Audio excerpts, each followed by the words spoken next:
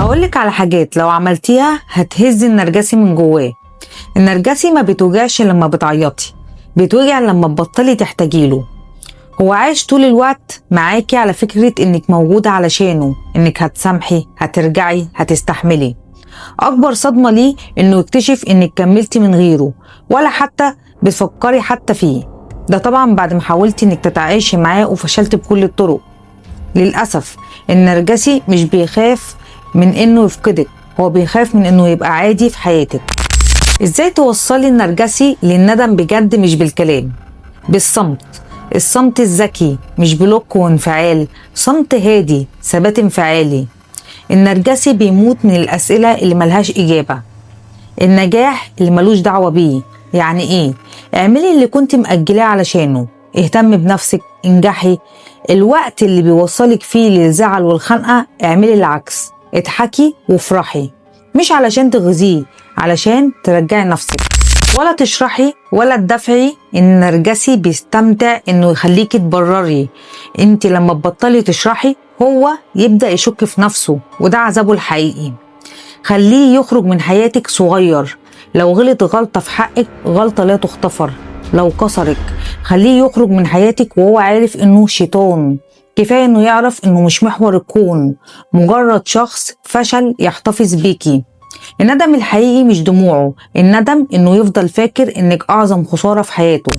واخر كلامي، جملة تقفلي بيها اي باب للنقاش لو اضطريتي تتكلمي: انا اخترت نفسي وده قرار مش محتاج نقاش. خليكي هادية وواثقة من نفسك. الكلام ده بيوجع اكتر من 1000 شتيمة. وافتكري دايما النرجسي ما بيتعالجش بالحب ولا بيتكسر بالانتقام، بيتدمر لما يفقد السيطرة عليكي.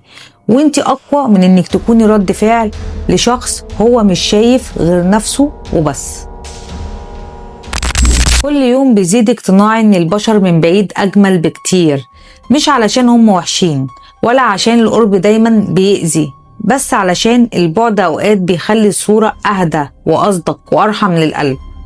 الواحد كان فاكر ان القرب امان، وان العشرة الطويلة بتطلع احسن ما في الناس، وان اللي نقربه مننا اكتر هيحافظ علينا اكتر. طلع العكس. القرب بيكشف وبيعري وبيطلع حاجات ما كنتش مستعد تشوفها. من بعيد الناس لطيفة، كلامهم موزون، تصرفاتهم محسوبة. من بعيد بتقدر تحافظ على علاقة الناس اللي حواليك، بيكون على الأقل في احترام. من قريب بقى الأنانية بتبان، الاستخفاف بيك بيظهر، واللي كان بيعمل لك حساب بقى يتعود عليك، وللأسف الاحترام بيتشال. في ناس تحبها من بعيد، تحترمها من بعيد، وتسيبها من بعيد.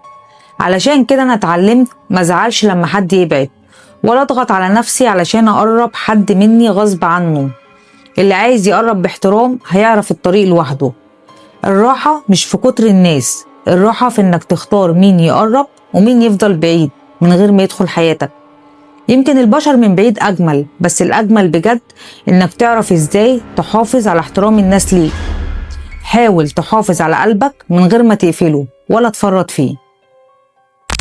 هتلاقي عندك سلفة مغلولة منك من غير ما تعملي لها اي حاجة، مستفزة، بتبقى قاصدة تستفزك علشان تخليكي تغلطي وتخرجي اسوأ ما فيكي، وتيجي في الاخر تقولك شفتي انت وحشة ازاي؟ دي انتي ودي اخلاقك.